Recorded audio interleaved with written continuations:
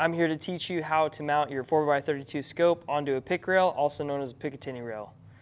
So when you buy one of our items, we ship our items with a 4x32 scope, a set of scope rings, an optic wipe, and a 3mm hex key or Allen wrench. And if you possibly bought it from another dealer or something like that, your rifle might not come with a scope. So we're going to teach you how to put your scope in the rings and mount that to your pick rail. Okay, so what you're going to want to do on your scope rings, there's two little Allen screws, and this is what your Allen key was included for. I'm just using a T Allen key. It's a 3mm. You're going to want to take those off on both sets. Once you have those off, you're going to want to stick your scope into these rings. Now, whenever you place your scope in the rings, you want to make sure that your turret's on your scope, the one is pointed to the right, and usually on the optic it has 4x32 or some kind of text. That's going to be where your eye is, so just keep that in mind. Next, you're going to put the top of the rings and mount that to the scope. And just do it lightly so that you can adjust this whenever we mount it to the rifle. Once you put your scope rings on, you should be able to adjust these and move them. But this is basically going to be where we're going to mount it to the scope and then adjust and tighten those to where we have the scope set right where we want it, and then we'll tighten it all down on our pick rail.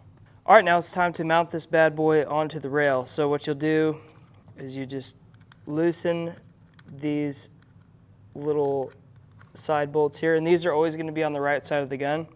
So you're going to want to put it on your rail where you'd want it, and I just like to tighten these down because we can adjust where the scope goes. Okay, and so now the scope is still adjustable. So I like to shoulder the rifle and look down the scope, make sure the crosshairs are perfectly horizontal and vertical. It looks pretty good.